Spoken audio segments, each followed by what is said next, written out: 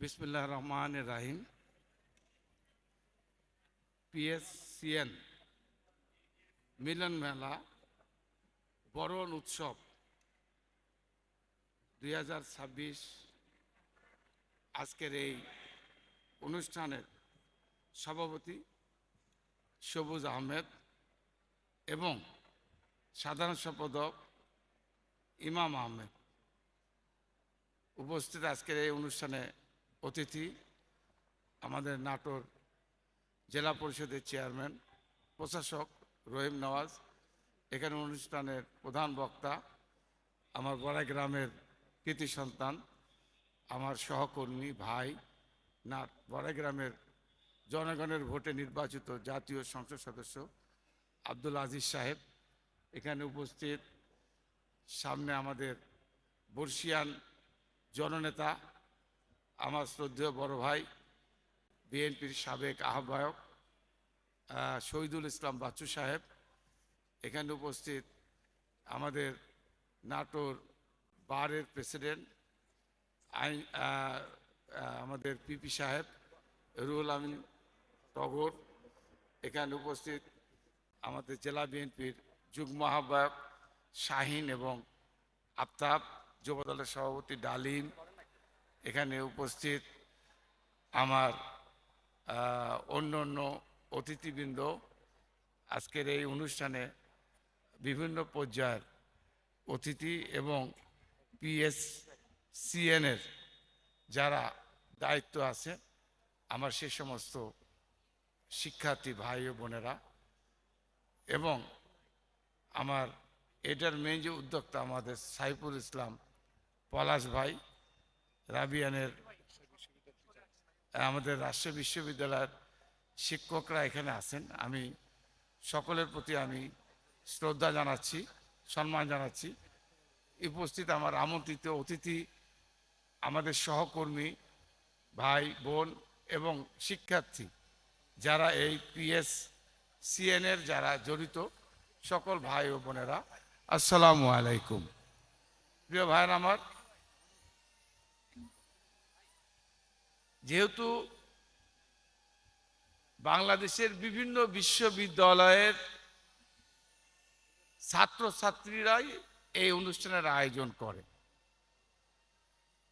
আমি এই অনুষ্ঠানের আয়োজকদেরকে ধন্যবাদ জানাই, যারা এই সমাজের এই যে শফিউদ্দিন সর্দার আমার অত্যন্ত শ্রদ্ধেয় একজন গুণীজন মানুষ, উনি এই পৃথিবী থেকে চলে গেছেন, তাকে যে সম্মান প্রদর্শন করলো, এতে করে এই সমাজের বিভিন্ন ক্ষেত্রে যারা অবদান রেখেছেন তাদেরকে সম্মানিত করে তার পরিবারকে, তার পরিবারের সদস্যদেরকে এবং ছাত্র এবং সমাজের বিভিন্ন ক্ষেত্রে যারা কৃতিত্ব লাভ করেছেন তাদের জন্য যে আয়োজন, এই জন্য আমি এই আয়োজকদেরকে ধন্যবাদ জানাই।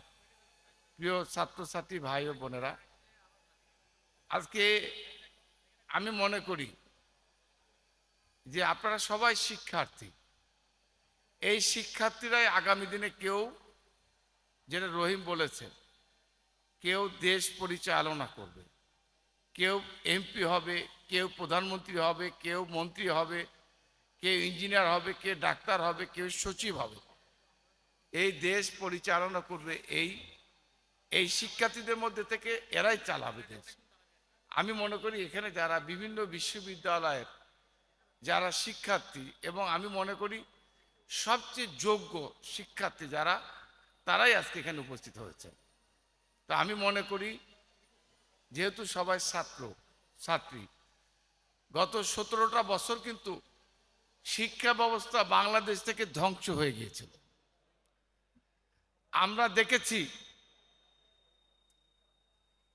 GP5 সাদা খাতা না লিখে সাদা খাতা দিয়ে এসছে, সাদা কিছু না লিখে হয়ে গেছে সে GP5। সামান্য এক কলম লেখছে, সে হয়ে গেছে গোল্ডেন 5। আমাদের পরিষ্কার কথা, সাদা খাতা দিয়ে GP5 কিছু না লেখে গোল্ডেন 5 ওই দিন কিন্তু এখন চলে গেছে। লেখাপড়া না করলে, শিক্ষা অর্জন না করলে বিশ্ববিদ্যালয়ে ভর্তি হওয়া যাবে না এবং আগামী দিনে দেশ পরিচালনা করার সুযোগ থাকবে না। কারণ আমরা বিশ্বাস করি 2001 থেকে 6 সাল পর্যন্ত নকল মুক্ত শিক্ষা ব্যবস্থা যার নেতৃত্বে বাংলাদেশে প্রতিষ্ঠিত হয়েছিল। আমরা দেখেছি একজন শহরের অশিক্ষিত ছেলে, এই যে নাটোরের যিনি পরিচয় দিত এমপি, সে নিজেও নিজের কি বলে ম্যাট্রিক ইন্টারমিডিয়েট পাস পরিচয় দেয়, সেটা নাকি সে অন্য ছেলেরা লিখে তাকে পাস করিয়েছে। ওই যে সেই দিন, সেদিন আর নাই। এখন আমাদেরকে মনে করতে হবে লেখাপড়া না শিখলে, লেখাপড়া না জানলে আগামী দিনে বিশ্ববিদ্যালয়ে ভর্তি হওয়া যাবে না।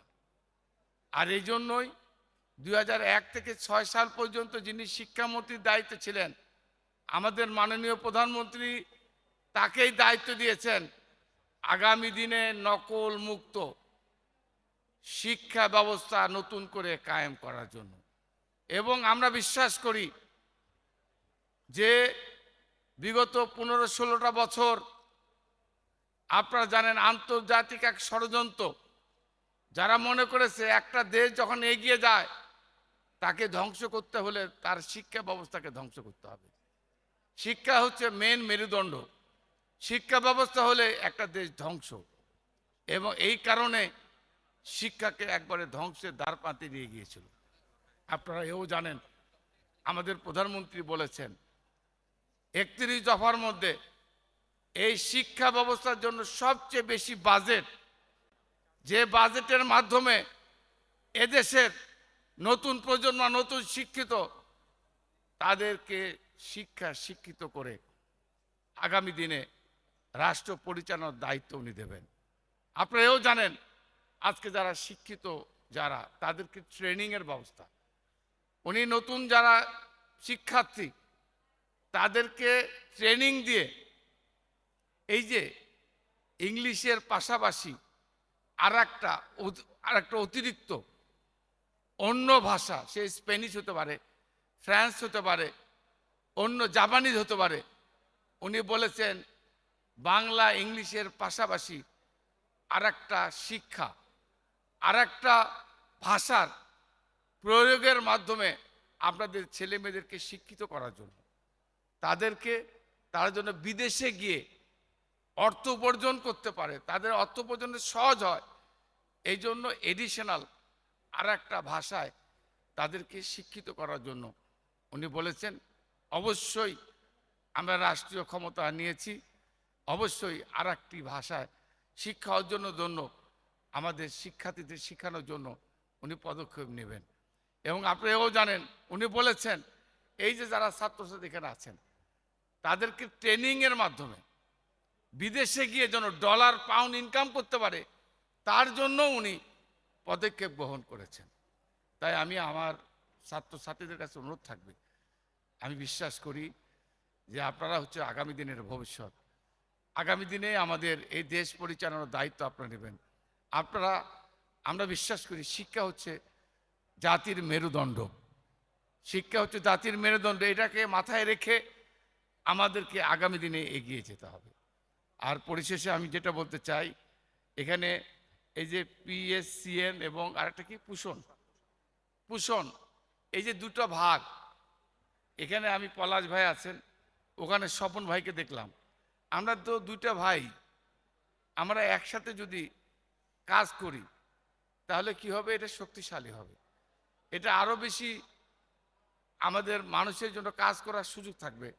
আর আমি এবার বলে দিচ্ছি, সামনেবার যদি এই ধরনের প্রোগ্রাম হয়, আমার অনুরোধ থাকবে এই PSCN আর পুষণ এই দুটাকে এক করে আপনারা আয়োজন করেন, আমি সেই অনুষ্ঠানে আমার MP সাহেবরা যাবে, আমরা যাব, আমি পলাশ ভাই এবং স্বপন ভাই বা যারা দায়িত্ব আছে ওখানে, আমার রাজু ছিল, মোতাকাব্বির রাজু, রিপন, বাবন, সবার কাছে আমার আহ্বান টগর সাহেব এখানে আছেন, আরও যারা দায়িত্ব আছেন সবার কাছে, হেলাল সাহেব আছেন, সকলের কাছে আমার দায়িত্ব যে আপনারা আগামী দিনে এটাকে ইউনাইটেড করে প্রোগ্রাম করেন। আর এর জন্য যদি যত সাহায্য সরকারি অনুদান লাগে আমি সর্বোত্তকভাবে সাহায্য করবো ইনশাআল্লাহ।